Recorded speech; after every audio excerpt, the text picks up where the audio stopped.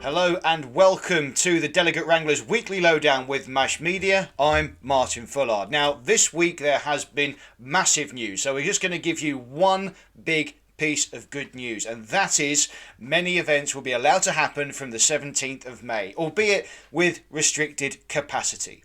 So Monday the 17th of May will mark the activation of step 3 of the government's roadmap out of lockdown in England, with Prime Minister Boris Johnson saying on Monday the 10th of May that we will be going ahead. And it really is good news for the events industry. Business events such as conferences, trade shows, exhibitions, charity auctions and private dining events such as gala dinners and award ceremonies are all going to be permitted, but there are of course capacity restrictions. So from the 17th of May, indoor events are up to 1,000 people or 50% of a venue's capacity, not including staff such as contractors, exhibitors, will be allowed to reopen.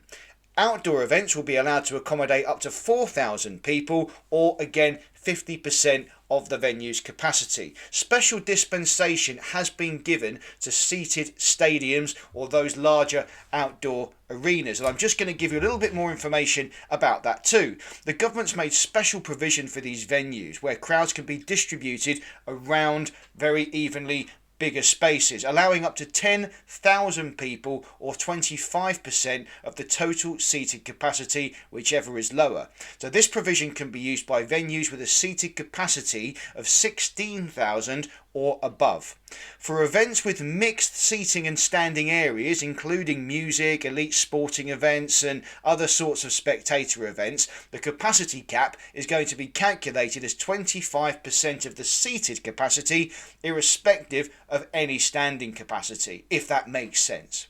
Now, social distancing is going to be required in all event settings, but the guidance isn't fully clear on the use of masks. It's thought that people will need to wear masks while perhaps moving around the inside of a venue, but if they're seated, say at a conference, they might be able to remove that mask. In outdoor events, there is no suggestion a mask is required at all while you're in that outdoor setting, but of course it's a personal choice. If you're more comfortable wearing a mask, then you may of course wear one.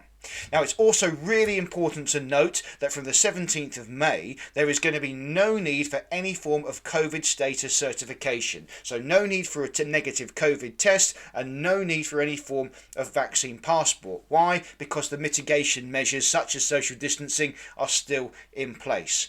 Now, these rules will be in place for about 5 weeks until the 21st of June, when it's expected that we'll have a full unlocking of the economy and events should be able to return to normal, or whatever normal is. Whether we need COVID status certification at that point or not remains somewhat more of a mystery. We're still waiting for the results of the event research programme, aka the pilot events. And that is your weekly lowdown.